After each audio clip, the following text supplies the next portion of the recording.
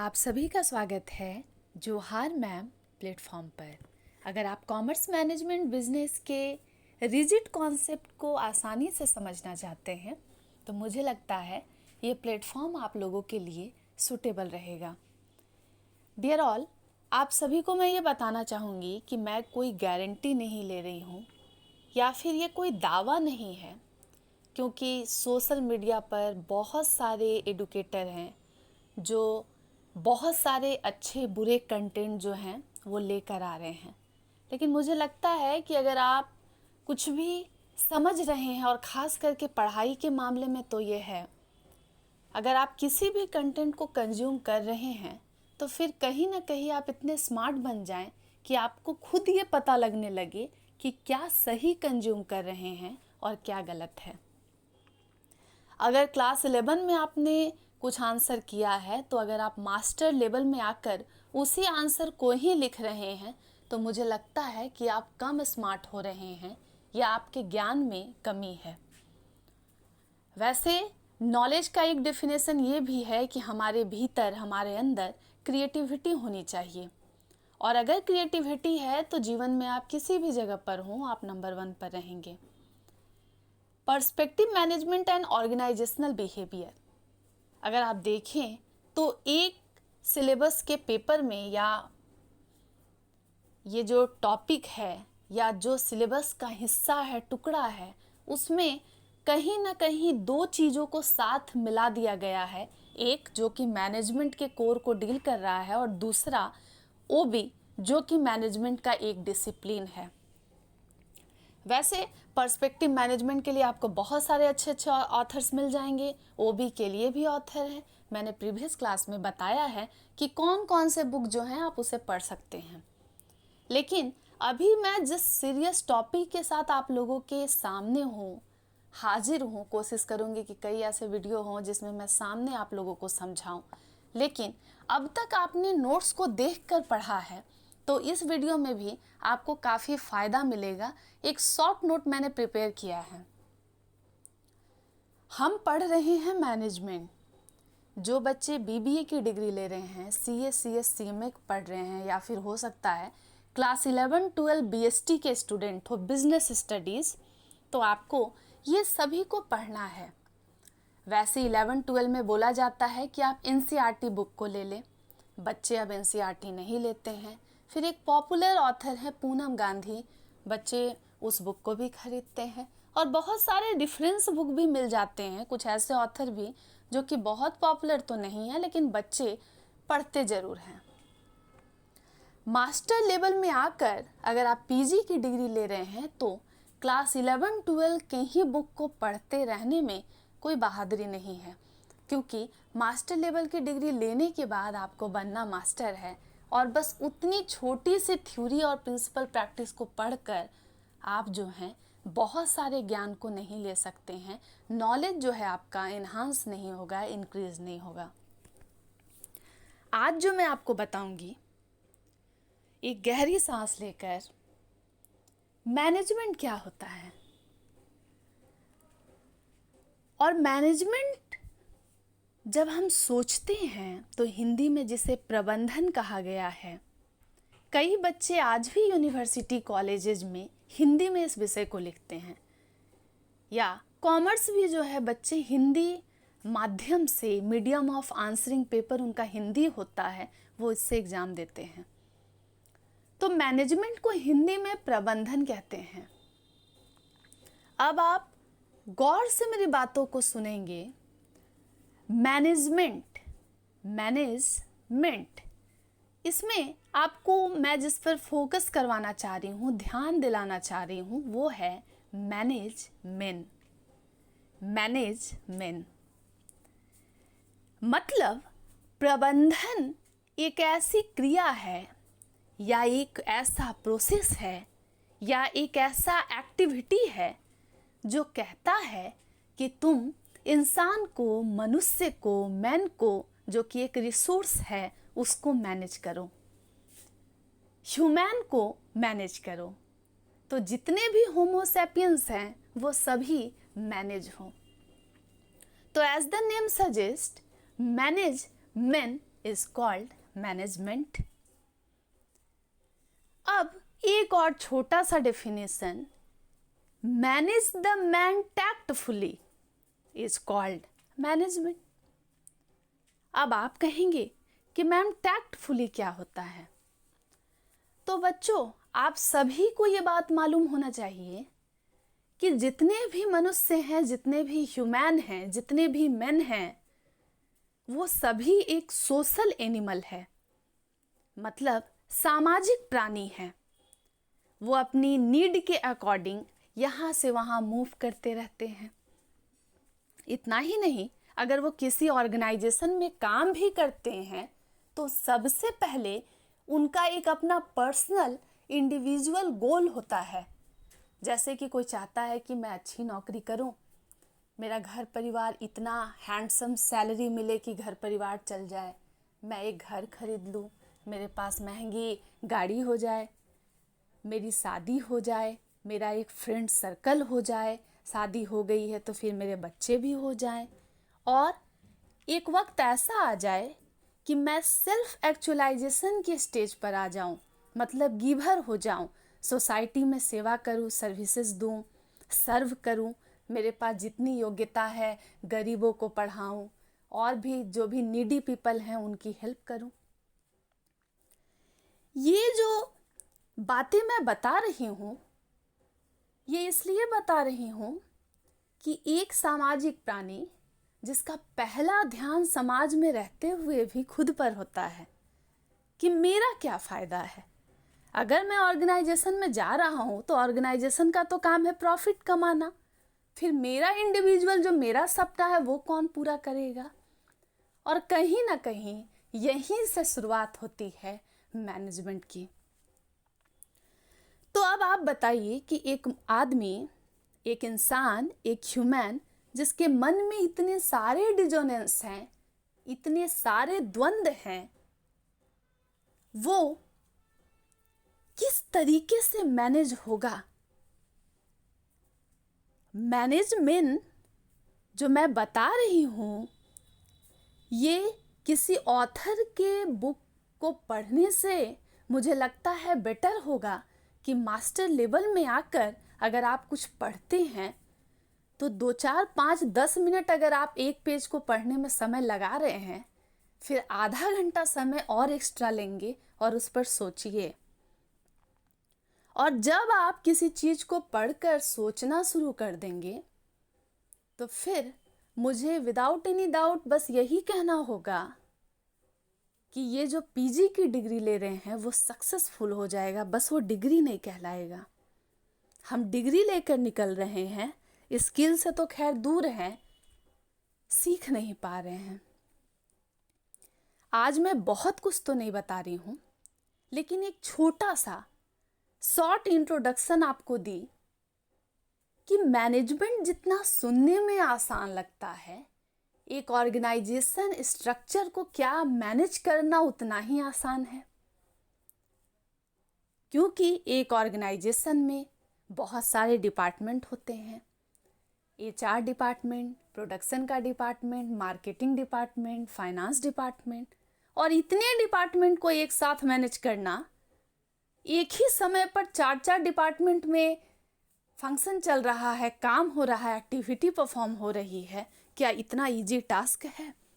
या हमें मल्टीटास्कर बनना होगा, मल्टीटास्किंग एक्टिविटी हमें करनी होगी.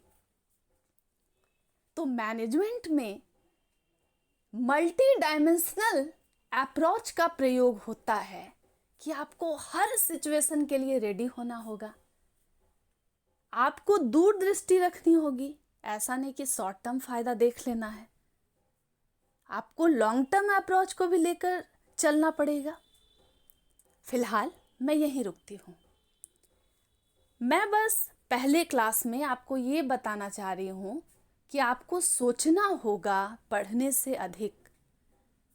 और अगर आप सोचना सीख जाते हैं तो फिर आपका रटना कम हो जाएगा, और रट्टाफिकेशन अगर कम हो जाएगा तो मुझे लगता है कि आप जो हैं मैनेजमेंट थिंकर कहे जाएंगे, मैनेजमेंट गुरु बन जाएंगे. एक बज़वर्ड है हम सभी बड़े फैसिनेट होते हैं बी स्कूल सुनकर, बिजनेस स्कूल। बहुत प्राउडली कहते हैं और प्राउड करना भी चाहिए कि हम बीबीए ग्रेजुएट हैं, हम मैनेजमेंट सब्जेक्ट को लेकर ग्रेजुएशन कर लिए हैं, पीजी कर रहे हैं, मास्टर लेवल पर आ गए हैं। लेकिन बहुत कम ऐसे स्कॉलर होते हैं, स्टूडेंट होते हैं जो मास्टर लेवल को समझ पाते हैं। यहाँ बात पढ़ने से अधिक समझने की है।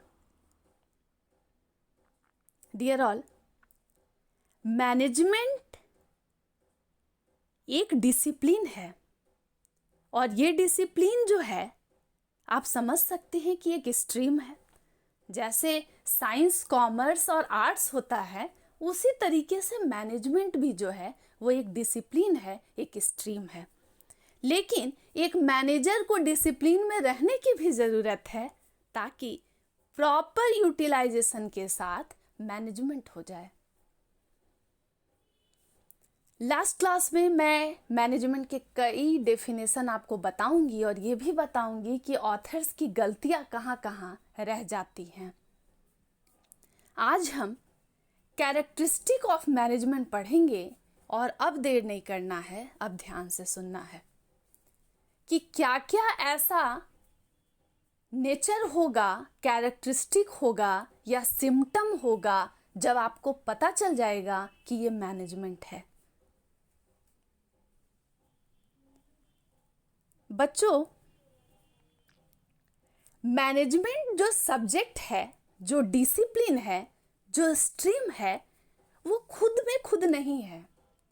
उसको बनने में या वो जो बना हुआ है वो बहुत सारे लोगों से कर्ज ले लेकर, बोरो कर कर, बहुत सारे कॉन्सेप्ट, थ्योरी, प्रिंसिपल को बहुत सारे सब्जेक्ट के सहारे से बड़ा हुआ है। और अभी वो पूरा समय नहीं आया है जब मैनेजमेंट जो है अपने पीक पर आ गया हो और जिस तरीके से कॉमर्स का बोलबाला है वैसा मैनेजमेंट हो जाए। एक दिन मैं बताऊंगी कि कॉमर्स और मैनेजमेंट में क्या अंतर है। अब ध्यान से सुनेंगे आप कैरेक्टरिस्टिक ऑफ मैनेजमेंट को। मैं मैनेजमेंट को अभी डिफाइन नहीं कर रही हूँ, लेकिन हाँ, इसलिए कैरेक्टरिस्टिक बता रही हूँ कि पूरा का पूरा जो आपका यूनिट 1 है, मॉड्यूल 1 है, वो क्लियर हो जाए। और जिन लोगों को ये समझ आ जा रहा है फिर उनको पढ़ने की ज़रूरत नहीं है, वो 10 पेज भी इस पर आंसर लिख सकते हैं। अगर आप लोगों को हैंड रिटेन नोट्स की ज़रूरत होगी आप बताएंगे। और इवन दो मैं बहुत सारा कुछ आप लोगों के लिए कंटेंट भी प्रिपेयर कर रही हूँ, लेकिन समझना जो है ये तो आपको पड़ेगा ही। रटना कम चाहिए, समझना ज़्यादा चाहिए, क्योंकि बाद में आपको समझाना भी है।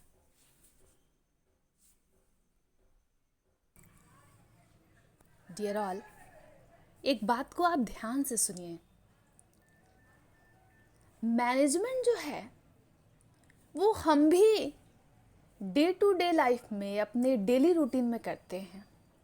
बच्चे को स्कूल जाना है तो उसे मालूम होना चाहिए कि उसका बैग कहाँ रखा गया है। ऐसा ना हो स्कूल बस निकल जाए और हम जूता ही पहन रहे हों। अगर कोई कॉलेज जा रहा स्टूडेंट है, उसको मालूम होना चाहिए कि कॉपी किताब कहाँ है। ऐसा नहीं है कि खाली हाथ ही चल दिए जैसे बारात में गए हों। इतना ही नहीं, अगर कोई ऑफिस पर्सन है, बिजनेस कर रहे हैं, बिजनेसमैन हैं, तो उनको भी ध्यान रखना चाहिए कि हमारा डेली यूज का आइटम हमारे सामने हो। और हमारे देश में तो ये कॉमन है कि जाते समय, निकलते समय बहुत सारे ड्रामे हो ही जाते हैं। वक्त पे कोई भी सामान नहीं मिलता है और फिर एक तेज़ आवाज़ आती है, सुनने को मिलता है। कितना मिसमैनेजमेंट है। मिसमैनेजमेंट जो है बच्चों, कहीं ना कहीं हार्मफुल है, क्योंकि जब आपको जगह पर, सही सही जगह पर, जो जहाँ प्रॉपर ऑर्डर में होना चाहिए वहाँ नहीं मिलता है, तो आपका अननेसेसरी टाइम वेस्ट होता है। और आप सभी को मालूम है कि समय जो है वो बहुत कीमती है। इसके अलावा सिर्फ मैनेजमेंट डेली लाइफ में ही नहीं होता है, बड़े बड़े ऑर्गेनाइजेशन चाहे वो किसी भी नेचर के हों। अब मैं जो जो बोलूँगी उस पर ध्यान देना है। गुरुद्वारा प्रबंधक कमेटी, आप सभी अगर गुरुद्वारे जाते होंगे, उनकी जो कमेटी चलती है उसका भी एक मैनेजमेंट होता है। मंदिर है तो मंदिर की कमेटी होती है, मस्जिद है तो मस्जिद की कमेटी होती है, कोई चर्च है तो उनकी भी अपनी एक प्रॉपर मैनेजमेंट होती है। कई ऐसे चैरिटेबल इंस्टीट्यूशन है जिनके पास उनका प्रॉपर मैनेजमेंट सिस्टम है। और बड़े बड़े बिजनेस का क्या कहना, बड़ी कंपनियों का कुछ हम क्या ही बुराई करें अच्छाई करें, मैनेजमेंट उनके पास सही सही होती है। कई बार आप देखते होंगे कि आप किसी शादी पार्टी फंक्शन में गए हैं और अगर वहाँ पर आप प्रॉपर मैनेजमेंट नहीं देखते हैं या खाना आपको टेस्टी नहीं मिलता है तो फिर आप जो है तुरंत हल्ला हंगामा शुरू कर देते हैं। और उसके बाद ये होता क्या है कि आप रोते रोते बोलते हैं कि कितना मिस मैनेजमेंट है, गिफ्ट तो हम पूरा लेकर आए हैं लेकिन खा नहीं पा रहे हैं। बच्चों, ये जो है लड़ाई मिस मैनेजमेंट और मैनेजमेंट की, वो बहुत बड़ी है और हम सभी को यह समझना पड़ेगा कि मैनेजमेंट बहुत ज़रूरी है। कितना ज़रूरी है जब आप पूरे मैनेजमेंट सब्जेक्ट को समझेंगे तब पता चल जाएगा, लेकिन अभी आप ये समझिए कि ज़रूरी है। जैसे सांस लेना ज़रूरी है, जैसे हंसना ज़रूरी है, वैसे ही एक ऑर्गेनाइजेशन में प्रॉपर मैनेजमेंट ज़रूरी है। अगर व्यवस्था लचर रहेगी, प्रॉपर नहीं रहेगी, तो फिर वहाँ बहुत ज़्यादा ग्रीवांसेस होंगे, वहाँ बहुत ज़्यादा रिफ्ट होगा, कन्फ्लिक्ट होगा, लड़ाई झगड़ा, कोई किसी का माथा फोड़ रहा है, कोई किसी को पटक रहा है। और इसी से जो मैनेजमेंट है वो कहीं ना कहीं ख़राब हो जाती है, मिस मैनेज हो जाती है और मिस कम्युनिकेशन होने लगता है। आज का हमारा टॉपिक है मैनेजमेंट का नेचर, मैनेजमेंट की, प्रबंधन की खासियत क्या है। बच्चों, अब जो है एक स्टोरी रहेगी मेरे साथ। अब मैं जो बोलूँगी बस आप सुनते जाएंगे। कोई डाउट रहा, कुछ अच्छा लगा, कमेंट ज़रूर कीजिएगा। जब आपकी तबीयत खराब होती है तो फीवर आने का होता है तो पहले ही 2-4-5 घंटे पहले ही बॉडी में पेन स्टार्ट हो जाता है। कई लोग जो है उनके सिर में काफ़ी हेडेक हो जाता है, परेशान हो जाते हैं। तो ये सब जब होने लगता है और आप डॉक्टर के पास जब दौड़कर भागते हैं तो डॉक्टर बोलते हैं कि सिम्टम देखकर लग रहा है, आपकी हरकत को देखकर लग रहा है कि आपको टाइफाइड है या मलेरिया है, कोई भी बीमारी है। इन द सेम वे, अगर आप कुछ खासियत देखेंगे, नेचर देखेंगे और अगर वो कहीं नज़र आ रहा है मतलब वहाँ मैनेजमेंट है। अगर आपको कुछ भी खासियत नज़र आ रहा है तो वहाँ एक मैनेजमेंट सिस्टम एस्टैब्लिश्ड है। अब मैंने इतनी सारी सिम्टम लिखी है तो आप उसको नेचर बोलेंगे, कैरेक्टरिस्टिक बोलेंगे या एक लेवल अप सिम्टम बोल सकते हैं।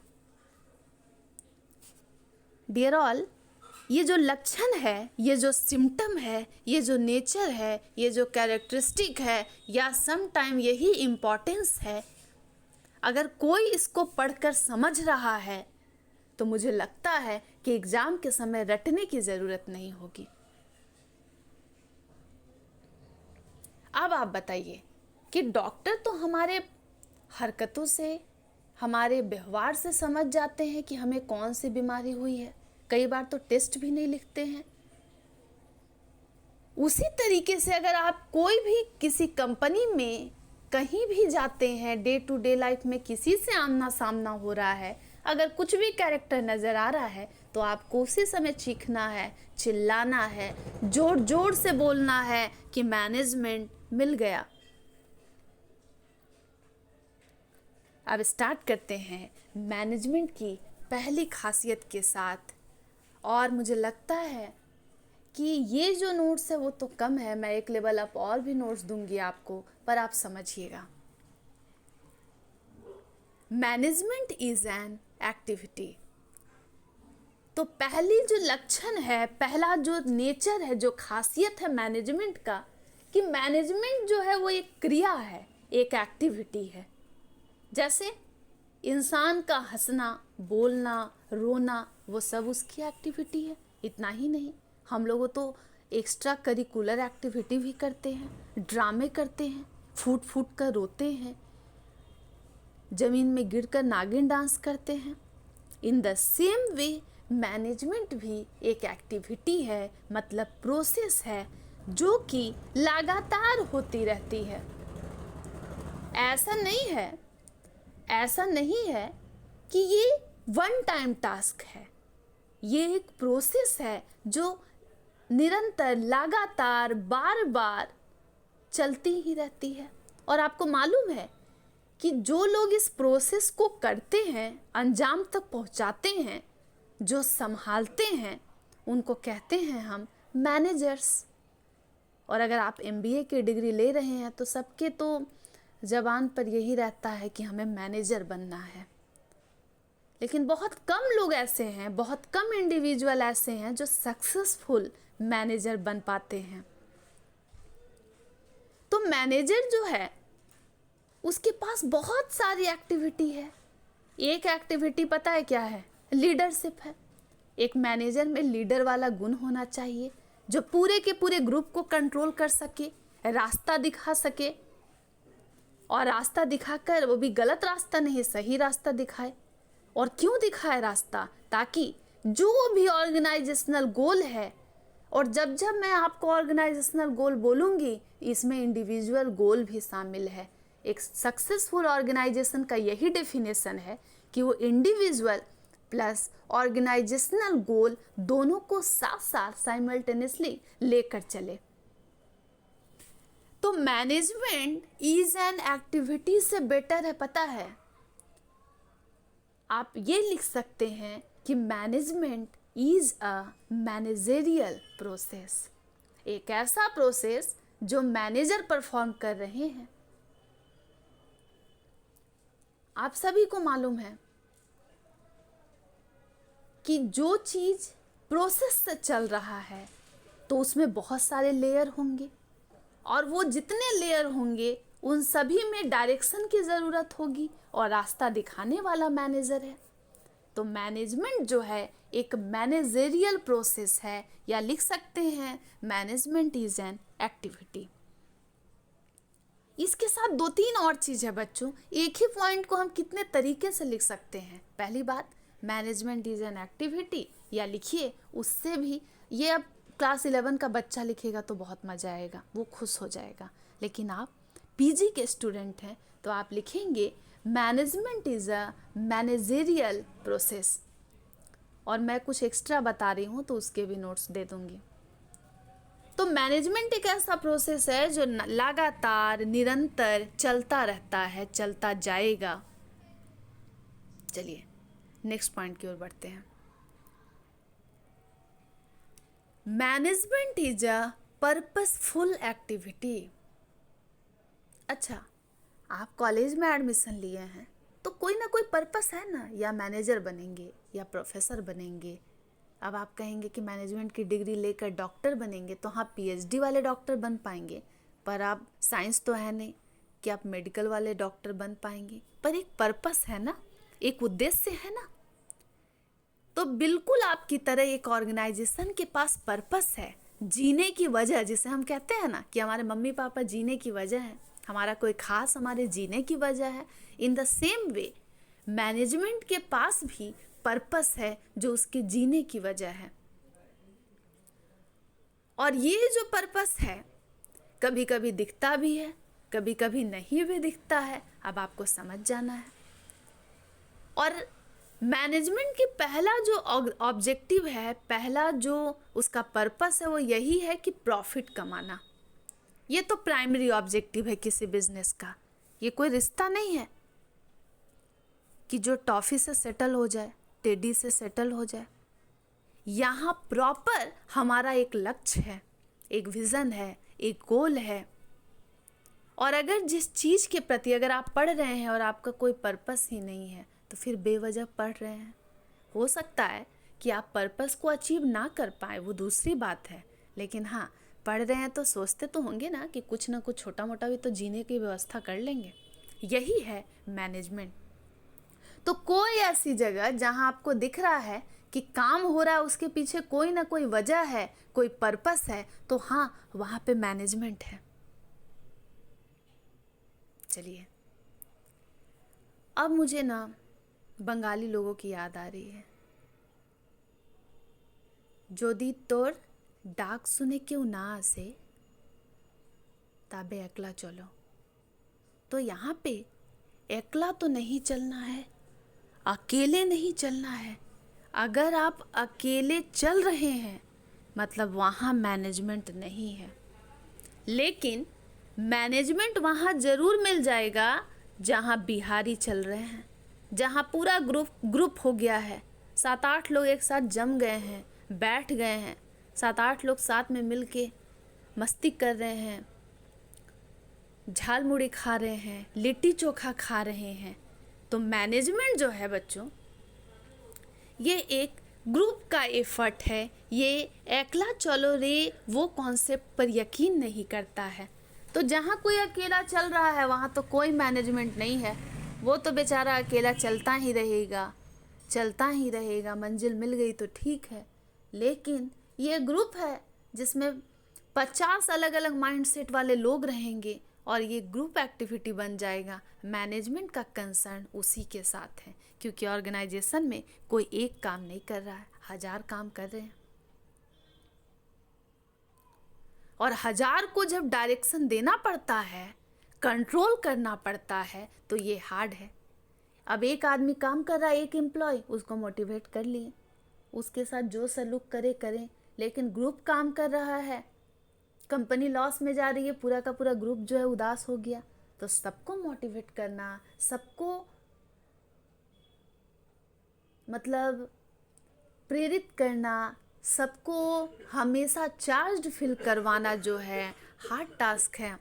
तो आप समझ सकते हैं कि ये अकेले वाला तो कॉन्सेप्ट पर यकीन नहीं करता है। कई ऐसे स्टूडेंट होते हैं जो ग्रुप स्टडी करते हैं, कई क्या 99.99 वाले % वाले इतने लोग हैं कि एग्ज़ाम से पहले रात बैठकर कोई जो एक दोस्त है पूरा अमीर है, उसके घर चले गए ग्रुप लेकर के अपना टोली बना के, और रात भर पढ़े और अगले दिन एग्ज़ाम दे लिए।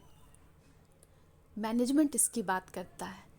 मैनेजमेंट उस टॉपर की बात नहीं करता है जो अकेला रहना पसंद करता है, गुमसुम खामोश रहना पसंद करता है, क्योंकि ऑर्गेनाइजेशन में वैसा कोई होता ही नहीं है।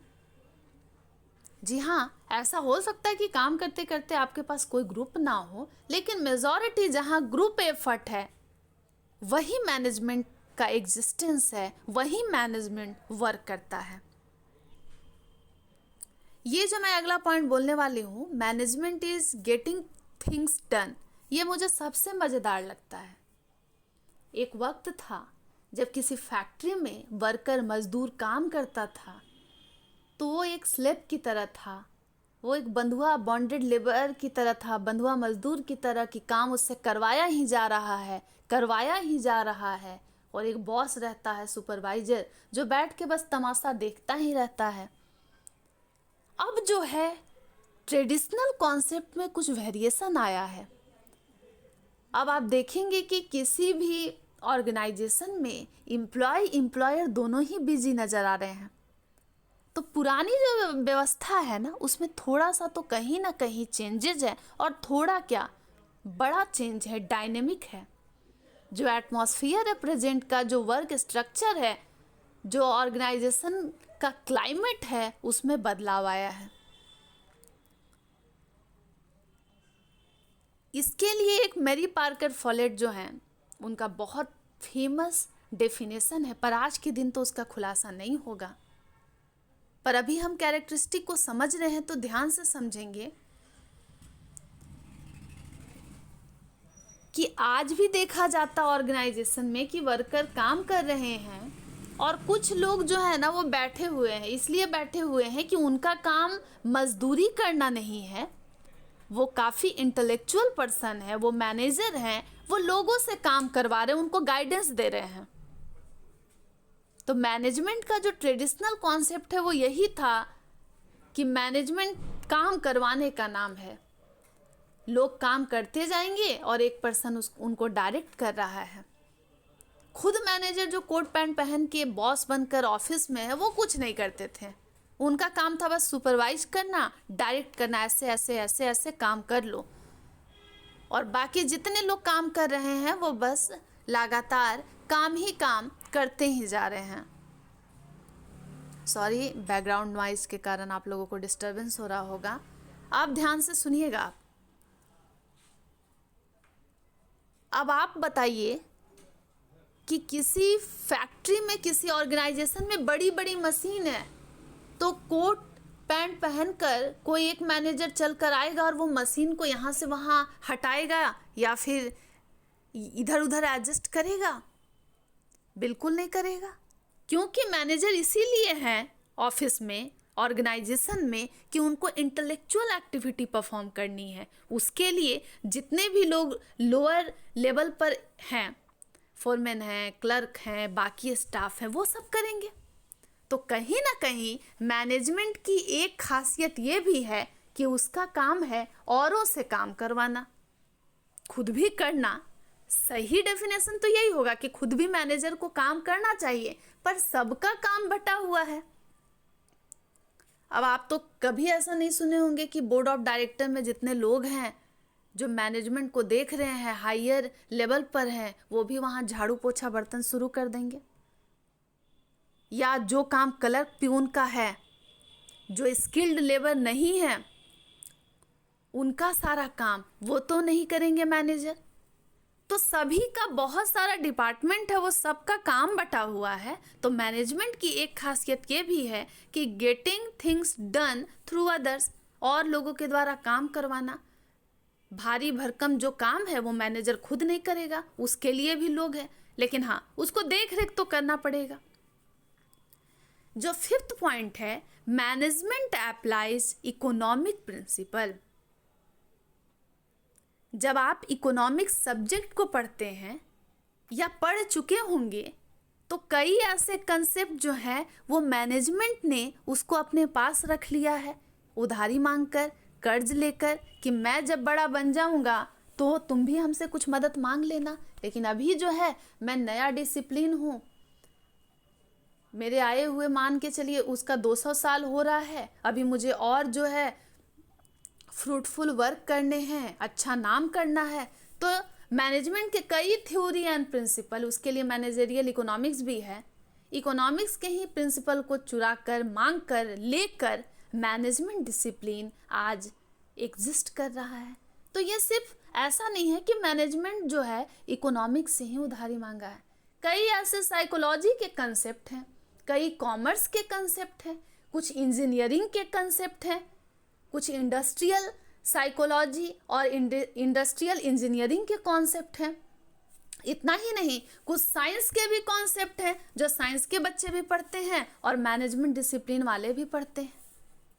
तो कई इकोनॉमिक एक्टिविटी या इकोनॉमिक प्रिंसिपल मेथड जो हैं वो मैनेजमेंट ने मांगे हैं, और आज हम मैनेजमेंट पढ़ रहे हैं तो वो इकोनॉमिक्स वाले चीज़ अपने आप जो हैं आपको नज़र आएंगे। और आप तुरंत बोल दीजिएगा कि मैडम ये तो इकोनॉमिक्स में भी है ना। आप जिस डिमांड को इकोनॉमिक्स में पढ़ रहे हैं, बतौर मैनेजमेंट स्टूडेंट आपको उसी डिमांड को पढ़ना होगा। तो ये सभी मल्टी डिसिप्लिनरी है।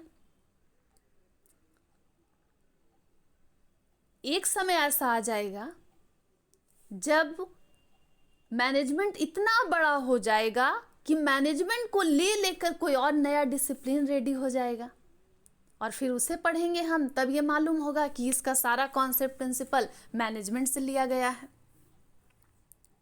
जब हम इकोनॉमिक्स सब्जेक्ट को पढ़ते हैं तो उसमें फैक्टर्स ऑफ प्रोडक्शन पढ़ते हैं, लैंड, लेबर, कैपिटल,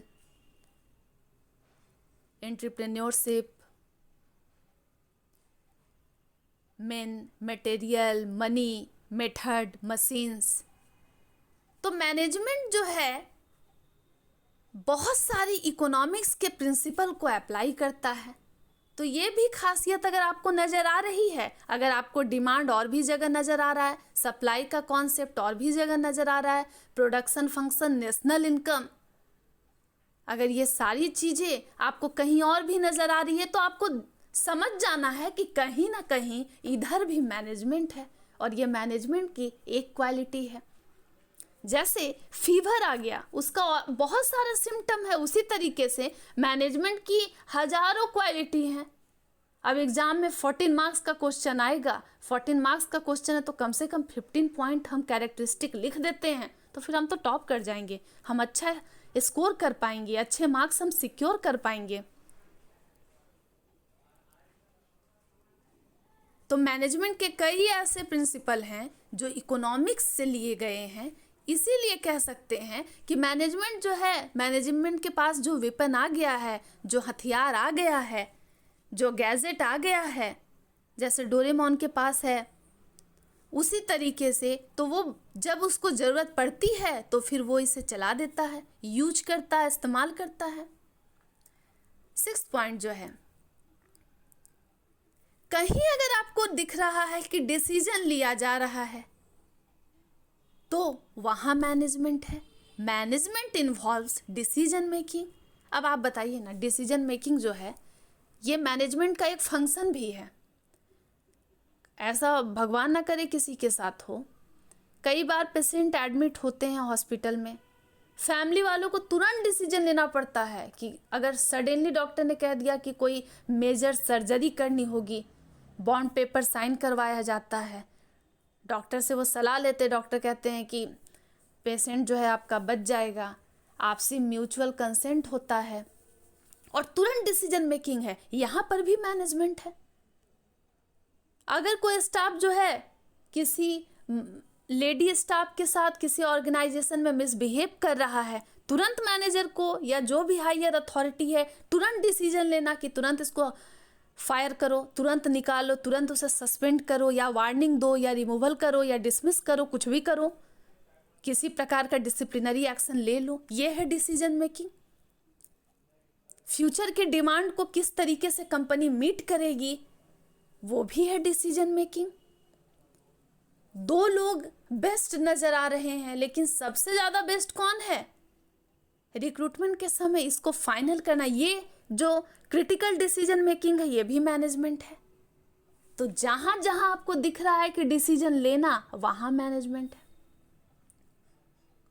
किसी की शादी हो रही है, फैमिली ने डिसीजन ले लिया है कि हाँ इन्हीं के घर शादी करनी है, उसके बाद पूरा प्रोसेस वर्क करता है, शादी के जितने भी कस्टम है, रिचुअल्स हैं, वो सब एक एक करके प्रॉपर मैनेजमेंट के जैसा, क्या शादी है, उसके बाद शाम को पार्टी है, फिर उसके बाद कुछ और ओकेजन है, फिर जूता चुराई है, फिर रसमलाई खाना है एंड ऑल डैट। ये जो है बच्चों, अगर आपको ऐसा कुछ नज़र आ रहा है ना जहाँ फैसला लेना है, वहाँ है मैनेजमेंट। 7th पॉइंट है, management coordinates all activity and resources. ये तो सबसे प्यारा है कि मैनेजमेंट जो है ना वही डायरेक्ट करता है कि जितना भी एक्टिविटी हो रही है या जितने भी रिसोर्स हैं किस तरीके से उसे प्रॉपर यूज करेंगे। अब आप बताइए ना, सोच कर देखिए कि कई बार हमें ग्रुप में डांस करना पड़ता है, होता है ना, ग्रुप डांस हमारे स्कूल कॉलेज में एकदम उसका तो तय है कि ये होता ही रहता है। अब 4 लड़कियां ग्रुप में कहीं और भाग रही हैं, HR डिपार्टमेंट कुछ भी मनमानी कर रहा है, फाइनेंस डिपार्टमेंट कुछ भी मनमानी कर रहा है, मार्केटिंग वाले बैठे हुए हैं, वो सोन पापड़ी के लिए वेट कर रहे हैं, कोई दिवाली में अलग रंगोली बना रहा है, थीम दे दिया गया फिर भी मनमानी कर रहा है।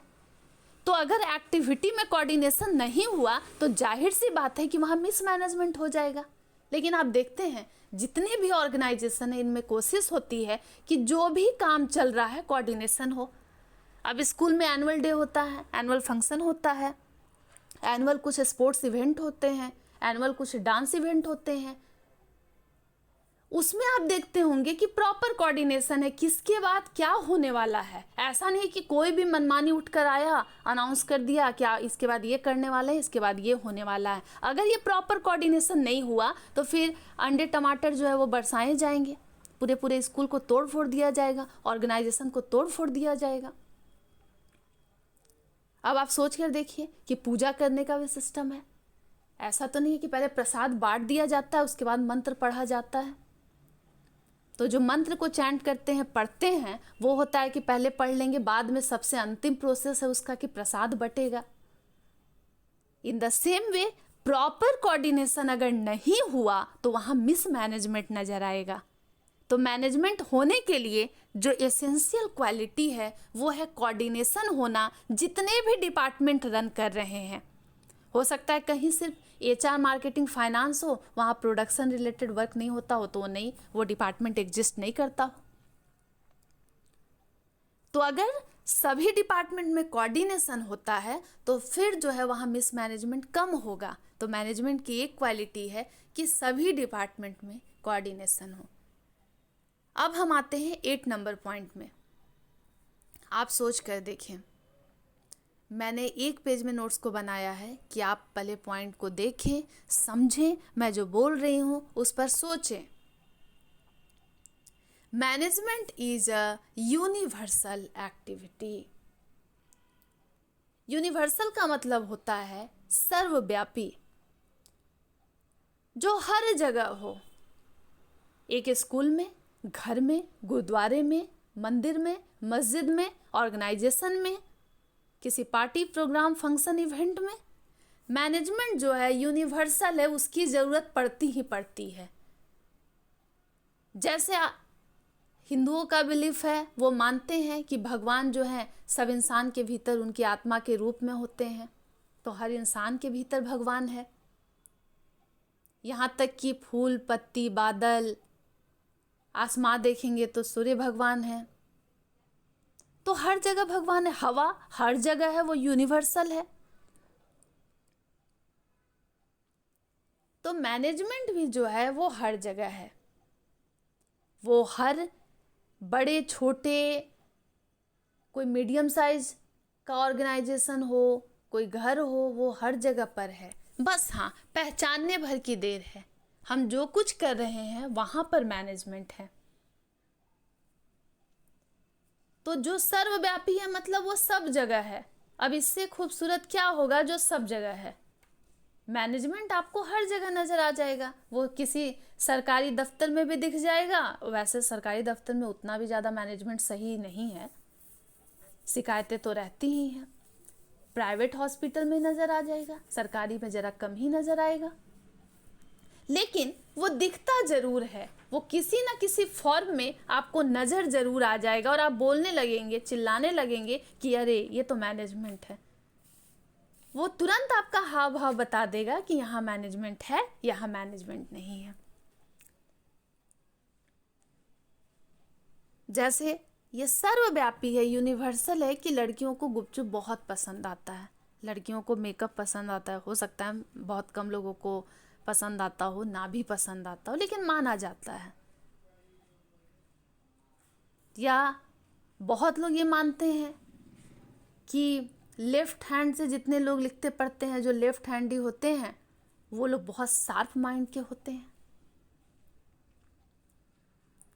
तो ऐसा जो बिलीफ है उसी तरीके का मैनेजमेंट है। जो हर जगह नज़र आए वही है मैनेजमेंट। सभी लोगों ने यूनिवर्सली, मतलब 99% का राय यही है कि अगर किसी मुद्दे पर सभी एग्री कर गए वो यूनिवर्सल है। जैसे सूर्य जो है वो पूर्व से आएगा, सभी लोगों ने मान लिया है, ये यूनिवर्सल एक्सेप्टेड है। नेक्स्ट पॉइंट है कि नेक्स्ट पॉइंट को समझने से पहले एक चीज़ और बता रही हूँ कि मैनेजमेंट के जितने भी टूल्स हैं, जितने भी टेक्निक्स हैं, वो हर जगह लग सकते हैं। ऐसा नहीं है कि मैनेजमेंट के स्टूडेंट आप हैं, मैनेजमेंट के स्कॉलर आप हैं, तो आप कहेंगे कि नहीं नहीं नहीं, ये तो बस हम ही यूज कर सकते हैं।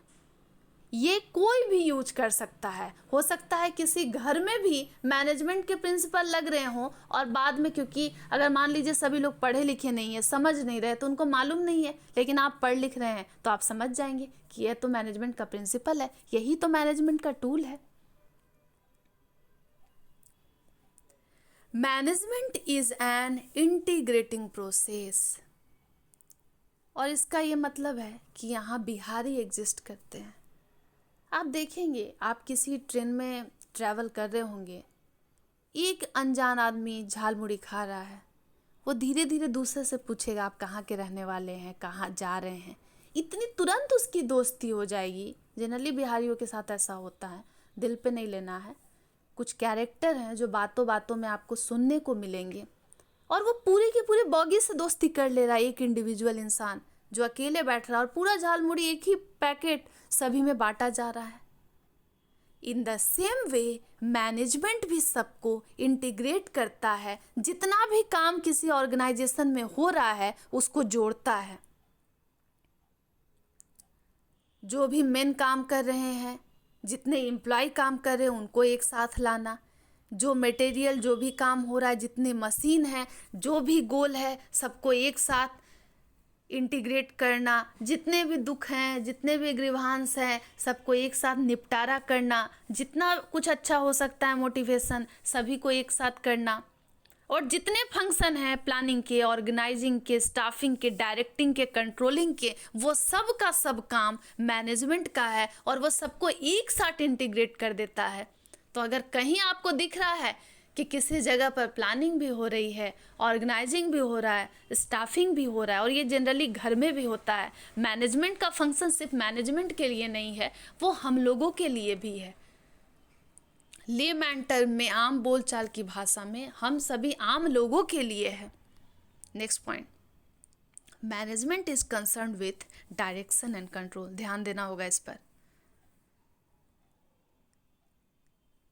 डायरेक्शन का मतलब दो तीन तरीके का है। एक है कि रास्ता, दूसरा जो है डायरेक्शन को कई लोग स्पीड भी कहते हैं, कि किसी ऑर्गेनाइजेशन में इफेक्टिव वे में और एफिशिएंटली काम हो रहा है, कि प्रॉपर टाइम पीरियड में और लेस यूटिलाइजेशन ऑफ रिसोर्सेज के साथ काम हो रहा है, तो वो ऑर्गेनाइजेशन में बिल्कुल सही डायरेक्शन में वर्कर एम्प्लॉय काम कर रहे हैं। दूसरी बात, डायरेक्शन के साथ कंट्रोल है। मैं इंडिविजुअल आप लोगों को बताऊंगी कि डायरेक्शन का क्या डेफिनेशन है, क्योंकि ये सभी जो बता रही हूँ, planning, organizing, staffing, directing, controlling, सब मैनेजमेंट के फंक्शन हैं। कंट्रोलिंग का दो मतलब है। एक कंट्रोलिंग का मतलब जो आम लोग समझते हैं, कम करना। जैसे बच्चे बदमाशी करते हैं तो घर वाले कहते हैं अब घर में ही रहना, तुम्हारा बाहर जाना जो है बार बार, उसको कंट्रोल किया जाएगा, अब तुमको बाहर नहीं जाना है, घर में चुपचाप पढ़ो। ये भी कंट्रोलिंग हो गई। और एक कंट्रोलिंग होता है बढ़ाना। तो किसी चीज की स्पीड को आप बढ़ा रहे हैं तो भी कंट्रोलिंग है। मैं फिर से रिपीट करूंगी, और ये जो है इस पूरे वीडियो का जो है ना, सबसे जरूरी पॉइंट मैं बता रही हूँ, और ये आपको सोचना है और मुझे कमेंट बॉक्स में आप समझा देंगे। कंट्रोलिंग का मतलब सिर्फ कम करना नहीं होता है, बढ़ाना भी होता है। तो क्या किसी चीज़ को बढ़ाकर कम कर सकते हैं? और मुझे लगता है आपने कभी नहीं सुना होगा, लेकिन अगर आप बाइक चलाते हैं, स्कूटी चलाते हैं, 4 व्हीलर चलाते हैं, ट्रक चलाते हैं, दिमाग चलाते हैं, तो फिर आप सोचिएगा ज़रूर कि सिर्फ कम करने को कंट्रोलिंग नहीं करते हैं, बढ़ाने को भी कंट्रोलिंग करते हैं। तो मैनेजमेंट का जो कंसर्न है, मैनेजमेंट का जो ध्यान है, वो सही डायरेक्शन में होना चाहिए।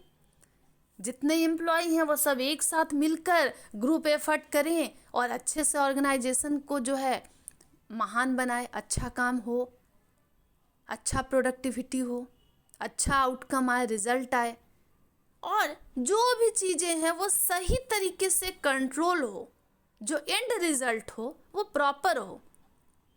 अब आप ज़रूर बताइएगा, कंट्रोलिंग सिर्फ घटाने को नहीं बढ़ाने को भी कहते हैं, मैं ऐसा क्यों कह रही हूँ? या आपके पास कोई समझदार इंसान हो तो उनसे पूछिएगा ज़रूर। 11 पॉइंट है, मैनेजमेंट इज इनटेंजिबल।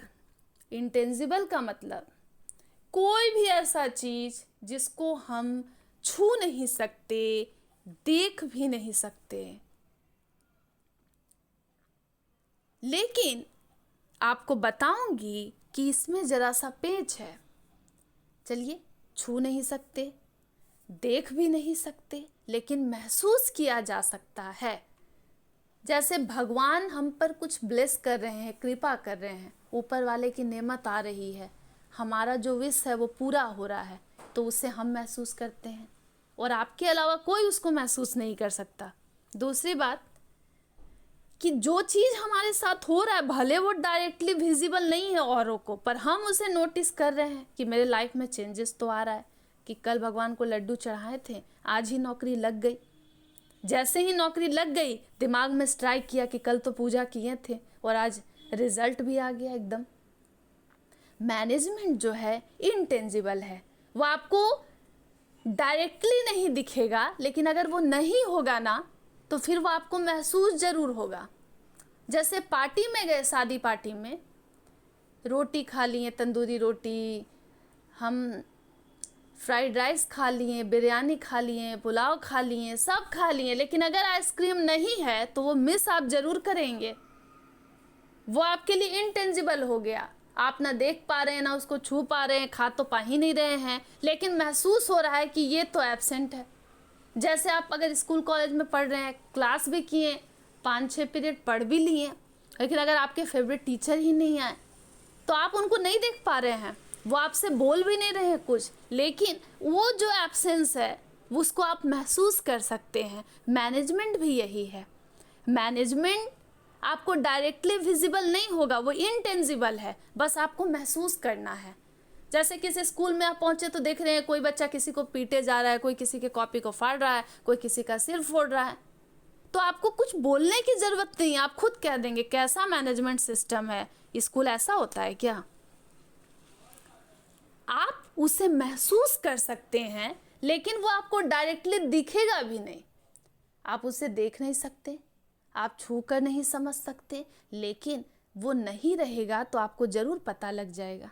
जैसे हवा हम तो देख नहीं पा रहे हैं कि हमारे आसपास एयर है, लेकिन हम सांस ले रहे हैं, हमें ये महसूस हो रहा है, पर हवा नज़र नहीं आ रहा है, उसको हम छू नहीं सकते, पर महसूस तो ज़रूर कर रहे हैं। अगर सांस ही रुकने लगे तो हम तुरंत महसूस करते हैं कि प्रॉपर हम सांस नहीं ले पा रहे हैं। मैनेजमेंट इंटेंजिबल, कोई भी ऐसा चीज़ जिसे हम छू देख नहीं सकते लेकिन महसूस किया जा सकता है। इसमें हमारा बिलीफ सिस्टम भी है। हम भगवान को देख तो नहीं पा रहे हैं, एक उनकी अगर कोई मूर्ति है, प्रतिमा, भले उसको टच कर सकते हैं, पर वो भगवान सही मामले में क्या है, ऊपर वाला सही मामले में है कौन, ये बस महसूस करने की चीज़ है।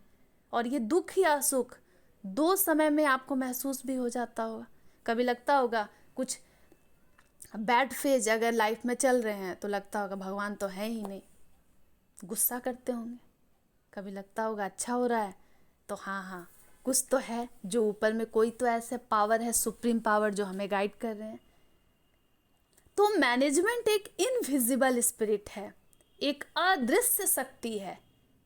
कोई आपको नज़र नहीं आएगा, कोई कुछ बोलेगा भी नहीं, लेकिन आप महसूस कर पाएंगे हरकतों से, किसी ऑर्गेनाइजेशन में, किसी स्कूल में, किसी गुरुद्वारे में, मंदिर में, अपने घर में भी, कि एक रूम में आप बैठे हैं तो देख रहे हैं क्या कि कोई सामान कहीं रखा हुआ है, कोई कुछ कह नहीं रहा है, लेकिन आप खुद ये महसूस कर लेंगे, फील कर लेंगे कि यहाँ मैनेजमेंट नहीं है।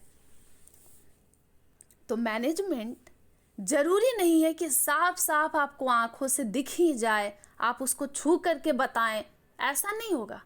बस वो महसूस करने की चीज़ है और वो कहीं ना कहीं अदृश्य रूप से आपसे जुड़ा हुआ है, जैसे भगवान।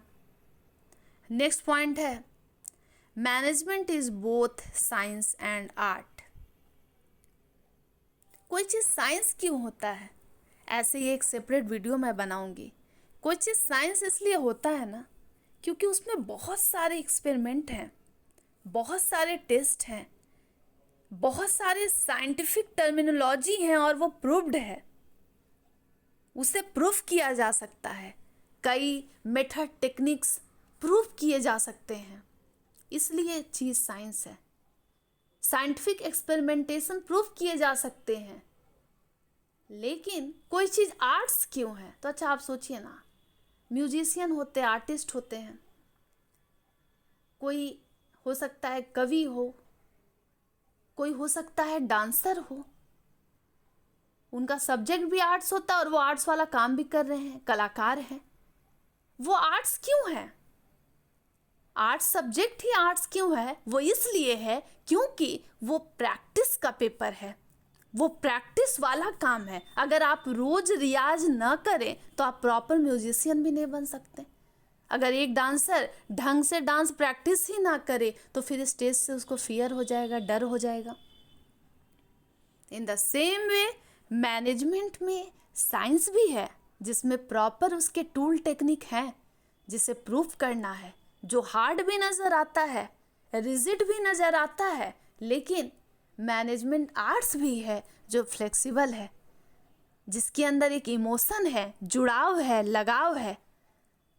ये एक प्रैक्टिस है, जो प्रैक्टिस एक दिन की तो बात नहीं है कि एक दिन आपने 4 घंटा रियाज कर लिया तो आप आर्टिस्ट हो गए। एक कंटिन्यूअस प्रोसेस है, इसलिए वो आर्ट्स है। तो मैनेजमेंट साइंस भी है, आर्ट्स भी है, तो फिर कॉमर्स क्यों नहीं है? ये सवाल आप लोगों से बताइएगा ज़रूर। और कॉमर्स नहीं है तो उसके लिए है कि मैनेजमेंट प्रोफेशन है, पर कॉमर्स नहीं लिखा गया डायरेक्ट, बताइएगा ज़रूर। मैनेजमेंट इज ए प्रोफेशन, अभी बात ही कर रहे थे कि हम नेक्स्ट पॉइंट में आ गए, क्योंकि मैनेजमेंट प्रोफेशन इसलिए है क्योंकि इसके पास अपना एक अप्लाइड एस्टैब्लिश्ड प्रॉपर गाइडेंस है, इसका टूल एंड टेक्निक है, एक औजार है, एक विपन है, उसको हम यूज कर सकते हैं। अगर हम उसको यूज करते हैं ना, तो जितने भी बिजनेस के प्रॉब्लम है, बिजनेस के इश्यूज हैं, वो खत्म हो जाएंगे। और जनरली मैनेजमेंट के पास इतने सारे टूल्स एंड टेक्निक्स हैं ना कि बुरा से बुरा कुछ भी हो जाए ना, वो अपने पास किसी ना किसी गैजेट से, अपने विपन से इलाज कर लेंगे। तो मुश्किल में उनका जो है ना सहारा उनको मिल जाता है। वो खुद के पास नहीं है तो आसपास के डिसिप्लिन वालों से भी उधारी कर्ज लेकर के काम उनका निकल जाता है। और जनरली प्रोफेशन है इसलिए भी क्योंकि बीबीए की डिग्री लेकर, एमबीए की डिग्री लेकर हम प्रोफेशनल हो जाते हैं। हमारा काम है कॉरपोरेट में काम करना, कॉरपोरेट लाइफ को एंजॉय करना, प्रोफेशनल बनना। वोकेशनल कोर्स हम करते हैं ताकि प्रोफेशनल बन जाएं। इसमें प्रॉपर इंटर्नशिप होती है, प्रॉपर ट्रेनिंग होता है, कॉरपोरेट में किस तरीके से आप काम करेंगे वो सब कुछ बताया जाता है।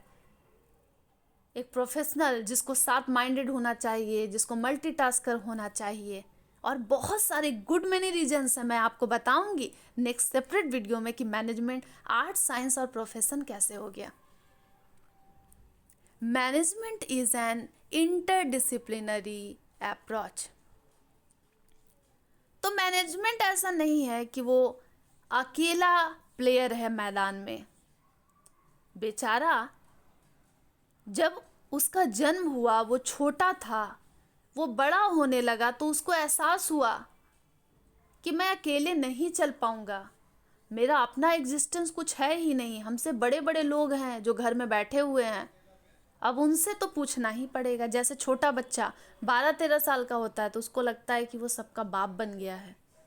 इन द सेम में मैनेजमेंट को भी ये फीलिंग आती है, लेकिन उसको एहसास होता है कि मेरे पास तो कोई व्यवस्था ही नहीं है, मैं तो अभी भी टीनेजर हूँ, छोटा हूँ।